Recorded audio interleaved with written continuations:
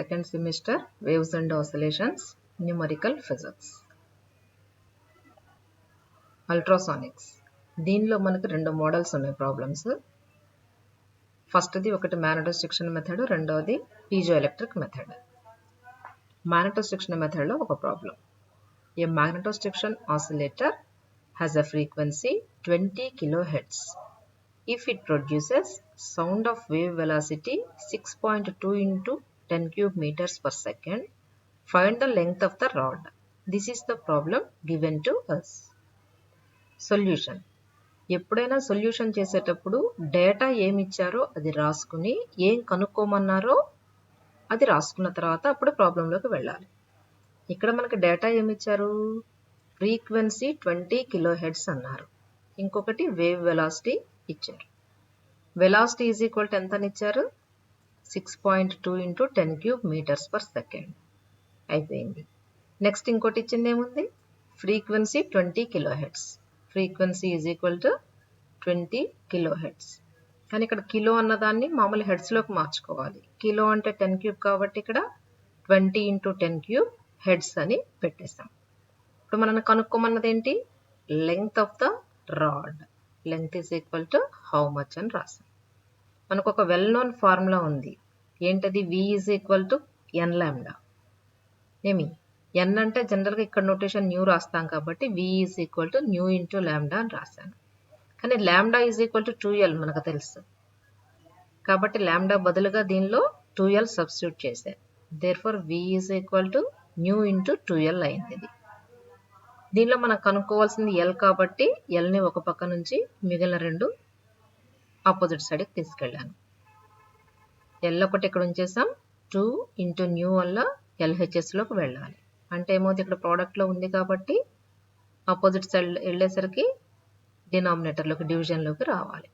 Therefore L is equal to V/2 new. ఇప్పుడు values direct substitution. ఇంకా velocity is equal to ఎంత ఇచ్చారు? 6.2 into 10 cube వేసాం. 2 into new రాయాలి. 2 ఇంటూ న్యూ వాల్యూ ఎంత ఇచ్చారు? 20 into 10 క్యూబ్. 20 into 10 క్యూబ్ వేసాం. 10 క్యూబ్ క్యాన్సిల్ అయిపోయినాయి.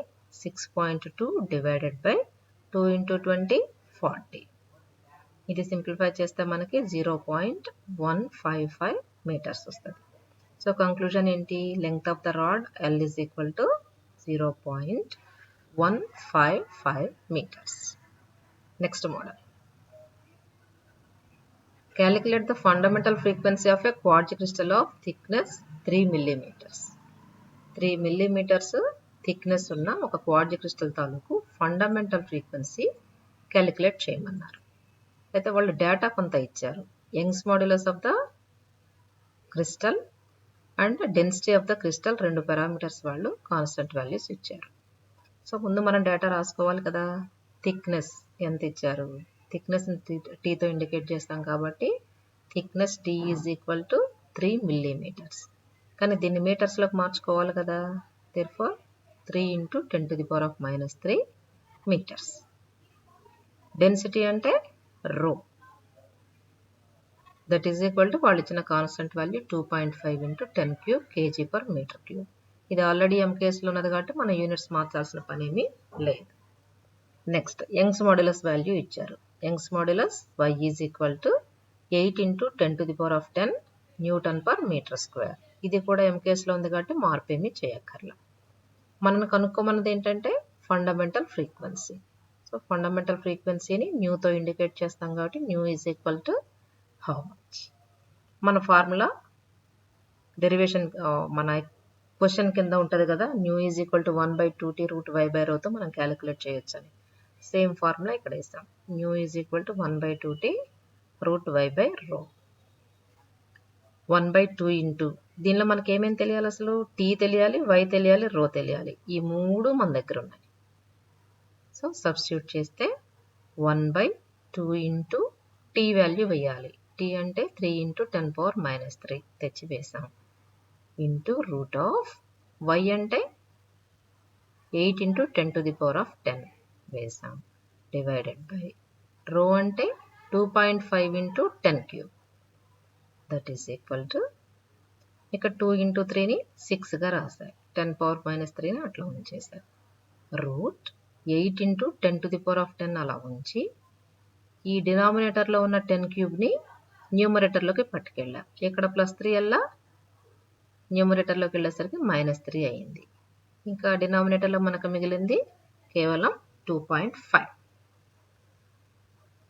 ఇక్కడ 10 పవర్ 10 ఉంది, ఇక్కడ 10 పవర్ -3 ఉంది. సో బేసులు రెండు ఈక్వల్ కాబట్టి ఎక్స్పోనెంట్స్ యాడ్ చేస్తే 10 - 3 అంటే ఎంత రావాలి? 7. ఇక్కడ రాశాను 8 into 10 to the power of 7 divided by 2.5. దీనిలో ఏం చేశానంటే 10 టు ది పవర్ ఆఫ్ 7గా ఉంటే అది రూట్ బయటకు తేవడం కష్టం కనుక దీన్ని ఒక ఈవెన్ నెంబర్గా రాసుకుంటే దాన్ని హాఫ్ చేసి బయటికి రాసుకోవచ్చు. కాబట్టి 10 టు ది పవర్ ఆఫ్ 7ని 10 into 10 to the power of 6 రాశాను. 10 టు ది పవర్ ఆఫ్ 6 ఇక్కడ ఉండిపోయింది. 8 ఇంటూ 10ని 80గా రాశాను. సో ఇప్పుడు ఈ 10 టు ది పవర్ ఆఫ్ 6ని బయట తెచ్చాను అనుకోండి రూట్లో నుంచి, ఏమవుతుంది? సగం తగ్గిపోవాలి కాబట్టి 10 cube divided by 6 into 10 to the power of -3ని అట్లా ఉంచేసాను. రూట్లో ఏం చేశానంటే 2.5ని 25/10గా రాశాను. అంటే 25 into 10 to the power of -1 ఇక్కడ అవ్వాలి. పైకి వెళ్ళేసరికి 10 టు ది పవర్ ఆఫ్ +1 అవ్వాలి. అంటే 80 ఆల్రెడీ ఉంది, ఇంటూ ఒక 10 వచ్చింది, అంటే 800 అయ్యింది. అది డివైడెడ్ బై 25. ఇది సింప్లిఫై చేస్తే మనకు వచ్చేది 800/25. దానికి ఒక రూట్ కట్టి డివైడెడ్ బై 6 వేస్తే 0.943 వస్తుంది. ఈ 10 టు ది పవర్ ఆఫ్ -3 పైకి వెళ్తే 10 టు ది పవర్ ఆఫ్ +3 కాబట్టి 10 టు ది పవర్ ఆఫ్ 6లో వస్తుంది. అది అంటే √800 డివైడెడ్ బై 25 వేసి, అంటే 800 డివైడెడ్ బై 25 వేసి క్యాలిక్యులేటర్లో వచ్చిన ఆన్సర్కి రూట్ వేసి, ఆ వచ్చిన ఆన్సర్కి బై 6 వేస్తే 0.943 వస్తుంది. ఈ simplification 10 to the power of 6 heads. దీన్నే మెగా హెడ్స్ అని రాసేయచ్చు. 10 టు ది పవర్ ఆఫ్ 6 అంటే మెగా కదా, అందుకోసం. నెక్స్ట్ వైబ్రేషన్స్ ఇన్ స్ట్రింగ్స్లో ఒక 2-3 మోడల్స్ ఉన్నాయి. First model. A steel wire of 50 centimeters long has a mass of 5 grams. If it is stretched with a tension of 400 newtons, find the frequency of the wire in fundamental mode of vibration. ఏమంటున్నారు అక్కడ? ఒక steel wire 50 centimetres length ఉంది. ఆ 50 centimetres length ఉన్నదాని mass ఎంత అంటే 5 grams. తర్వాత దాన్ని స్ట్రెచ్ చేశారు. స్ట్రెచ్ చేయాలంటే ఎంతో కొంత టెన్షన్ అప్లై చేయాలి కాబట్టి ఆ టెన్షన్ వాల్యూ 400 న్యూటన్స్ అన్నారు. ఇప్పుడు మనకు కనుక్కోమన్నది ఫ్రీక్వెన్సీ కనుక్కోమన్నారు. ఫ్రీక్వెన్సీ కండిషన్ ఏమి ఇచ్చారు? ఫండమెంటల్ మోడ్లో వైబ్రేట్ అయ్యేటప్పుడు. ఇది మనకి ఇచ్చిన ప్రాబ్లం. దీనిలో చూడండి, ముందు డేటా రాద్దాం. మాస్ ఆఫ్ ద వైర్ ఎంత ఇచ్చారు? 5 గ్రామ్స్. అంటే క్యాపిటల్ M = 5 గ్రామ్స్. గ్రామ్స్ అంటే CGSలో ఉంది కాబట్టి దాన్ని MKSలో మార్చాలి కదా. Into 10 to the power of -3 వేస్తే అది కేజీల్లోకి వచ్చేసింది. Length 50 centimetres. సెంటీమీటర్స్ అంటే దాన్ని మళ్ళీ మీటర్లోకి మార్చుకోవాలి.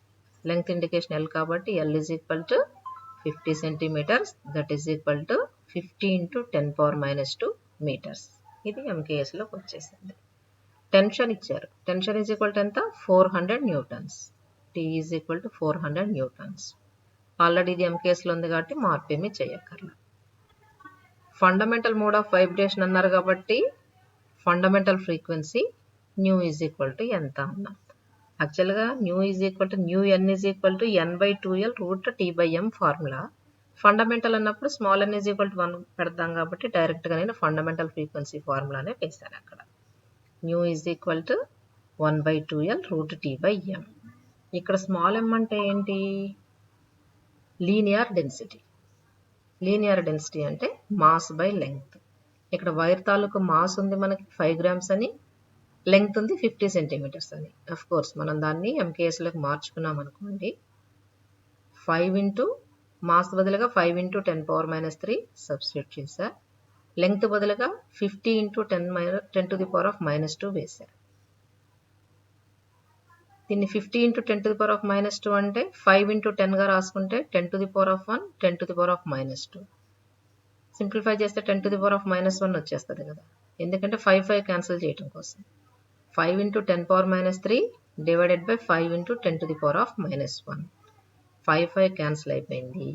ఈ 10 to the power of minus 1 న్యూమరేటర్లోకి వెళ్తే +1. minus 3 plus 1 అంటే -2. సో లీనియర్ డెన్సిటీ వాల్యూ ఎంత వచ్చిందంటే 10 to the power of minus 2 వచ్చింది.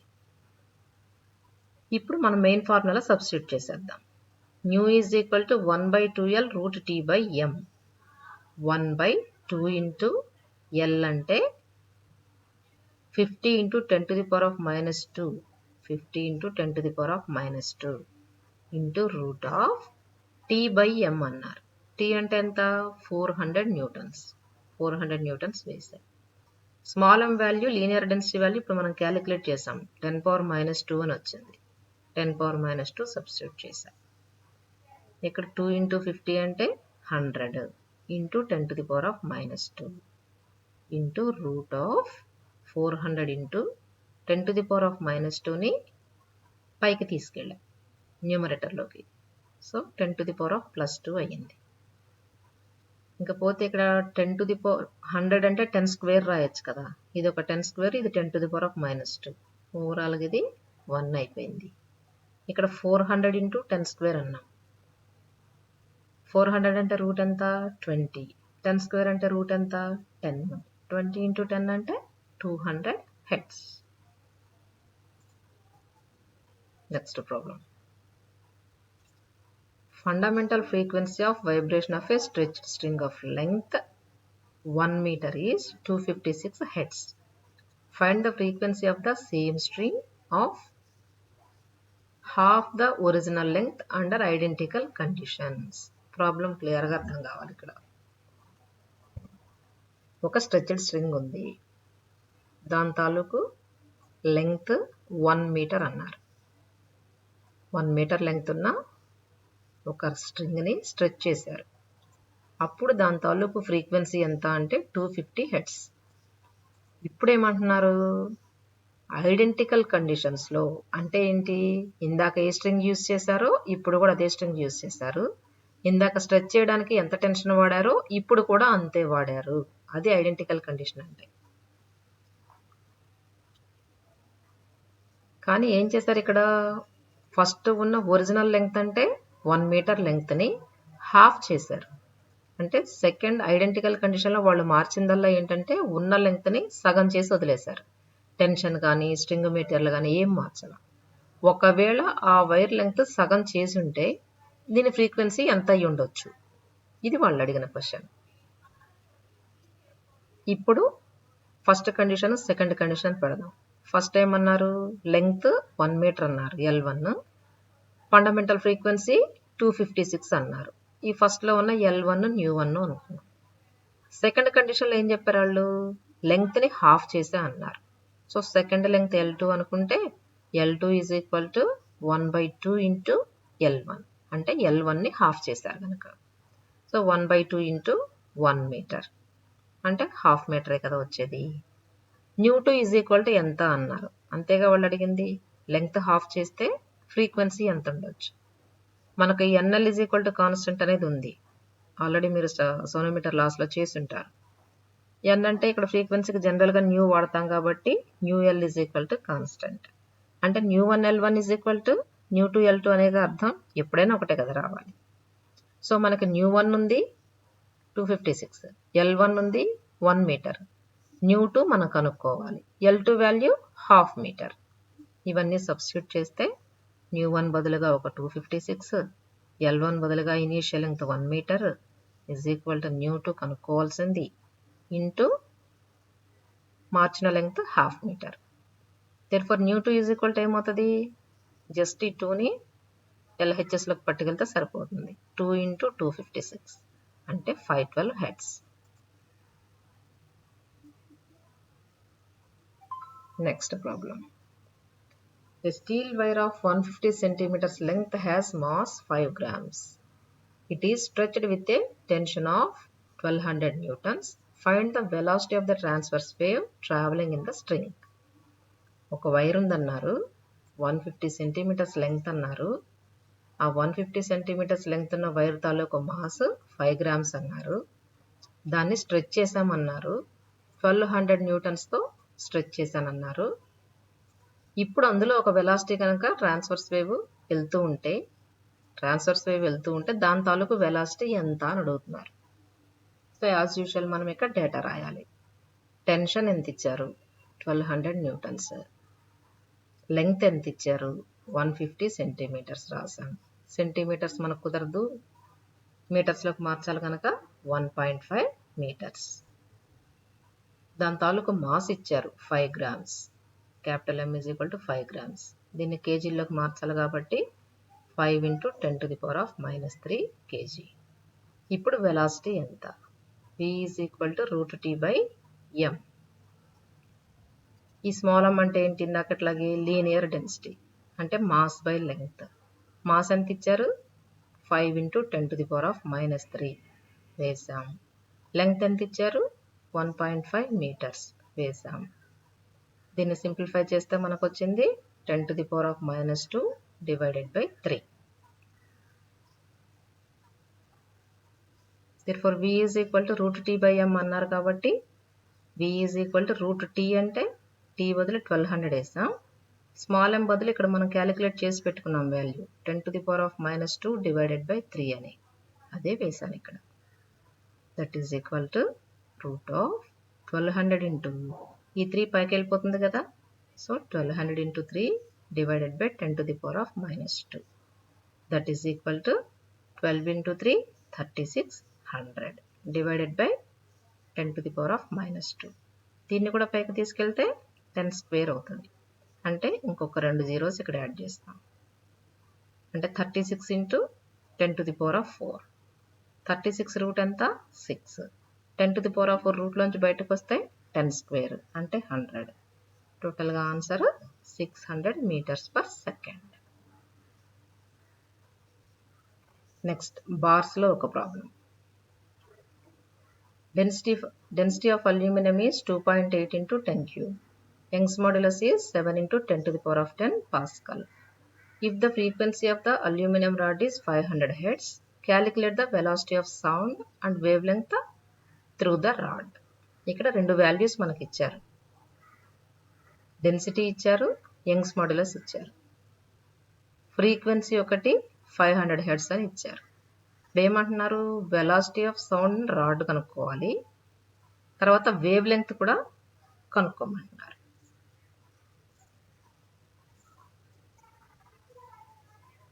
ఇప్పుడు డేటా రాసుకున్నాం. డెన్సిటీ వాల్యూ వాళ్ళు ఇచ్చింది రాసాం, యంగ్స్ మాడ్యులస్ రాసాం, ఫ్రీక్వెన్సీ రాసాం. డెన్సిటీ kg/m³ ఇచ్చారు, మార్చే పని లేదు.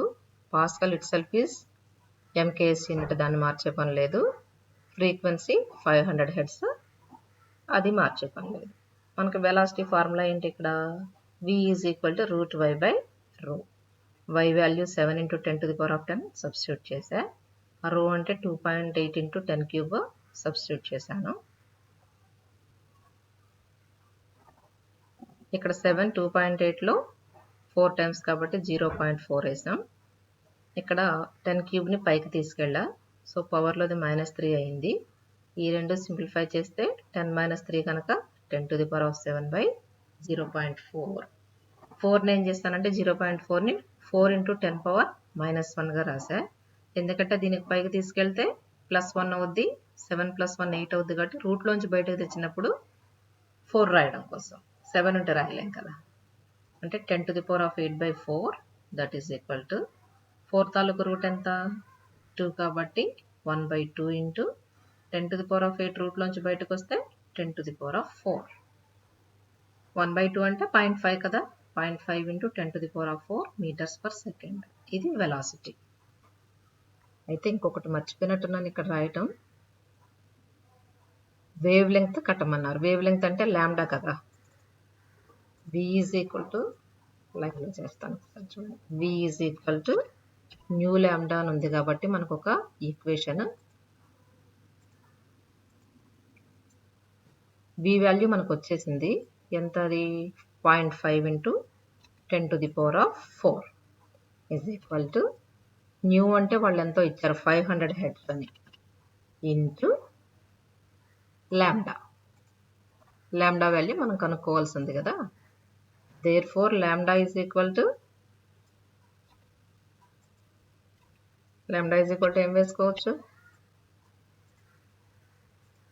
ఒకసారి అవతల తీసుకెళ్తే సరిపోతుంది కదా. అంటే 0.5 ఇంటూ 10⁴కి 500 డినామినేటర్లోకి తీసుకెళ్తే సరిపోతుంది. తెలుస్తుందా? 0.5 అంటే ఏం రాయొచ్చు, 5 ఇంటూ 10⁻⁻1 రాయొచ్చు. 5 ఇంటూ 10⁻⁻1 ఇంటూ ఆల్రెడీ ఒక 10⁴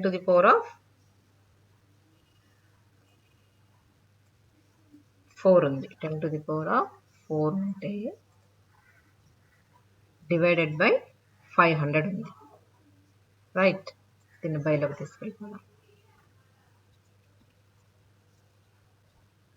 divided by 500 is equal to, ఇక్కడ 5 ఉంది, ఇక్కడ 500 ఉంది. 5 దీనిలో 100 టైమ్స్ కదా, 100 టైమ్స్ క్యాన్సిల్ చేస్తే ఏమవుతుంది, ఇక్కడ 5 ఇంకా ఉండదు.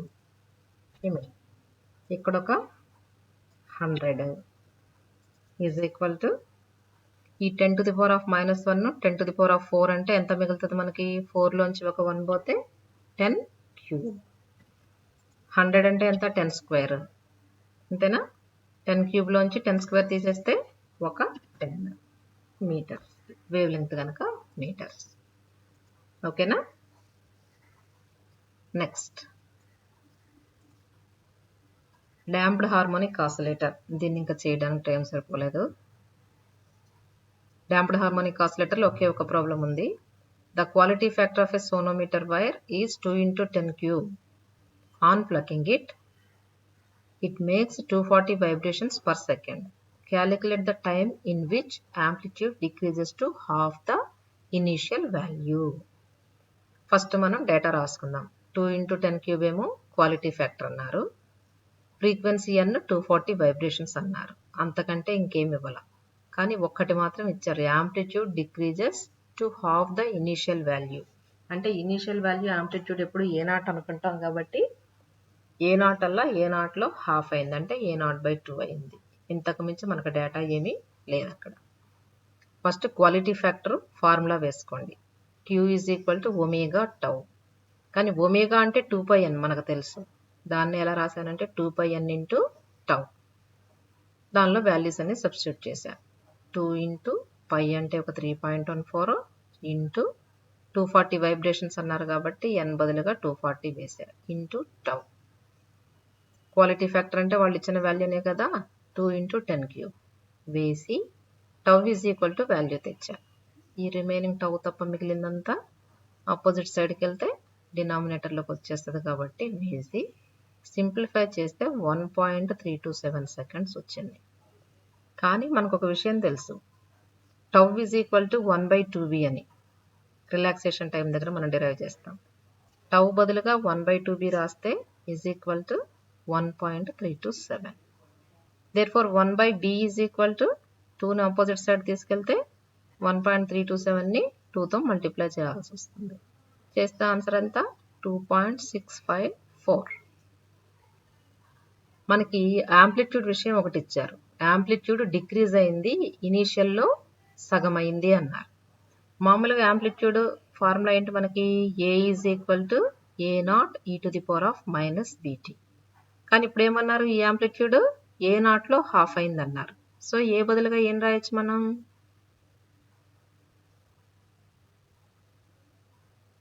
A/A0 ముందు A0 యువతలు తెచ్చేశారు. A/A0 is equal to e⁻⁻bt అన్నారు.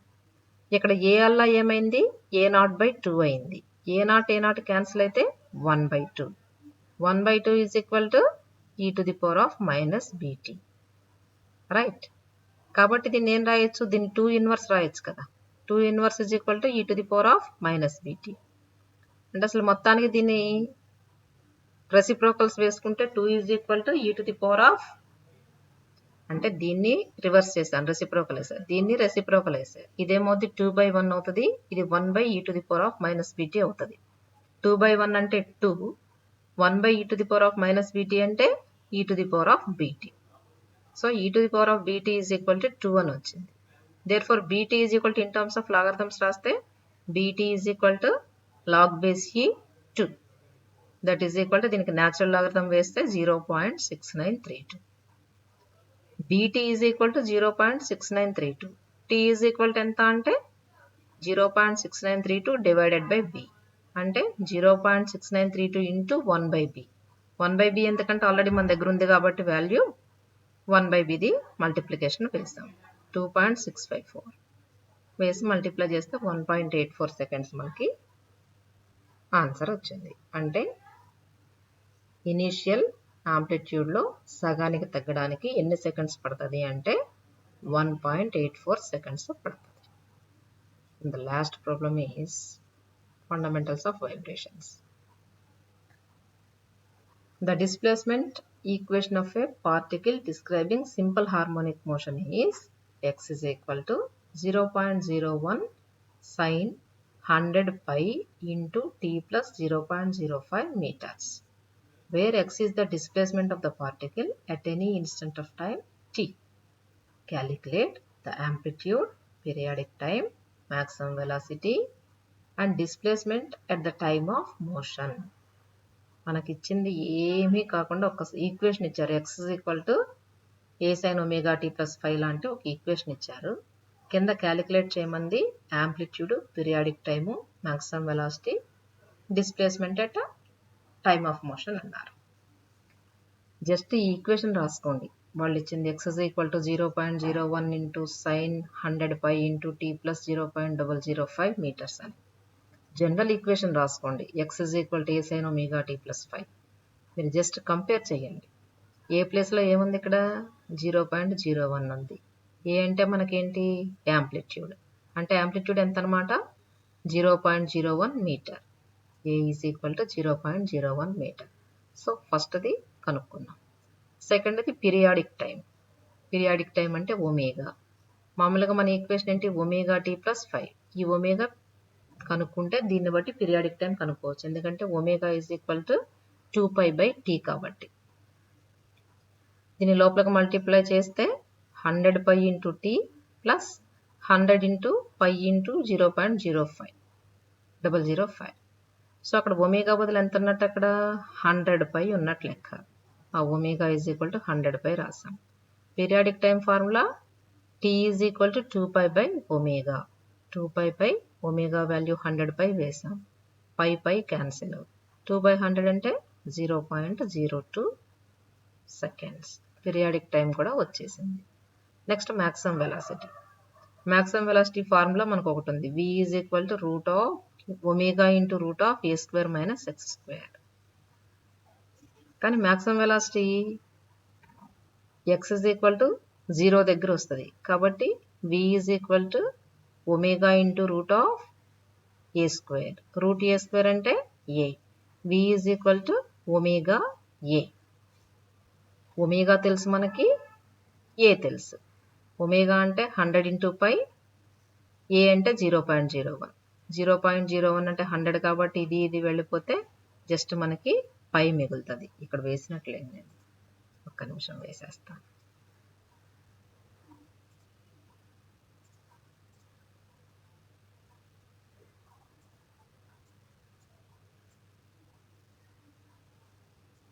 ఇక్కడ మనకి ఏం కావాలి, v is equal to a omega కదా. a అంటే ఎంత 0.01 మీటర్ ఇంటూ ఒమేగా అంటే ఎంత వచ్చింది, ఒమేగా అంటే 100 π. 100 π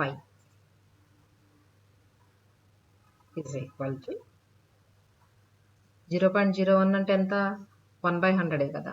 1/100 ఇంటూ 100 అంటే ఎంత, అర్థమవుతుందా?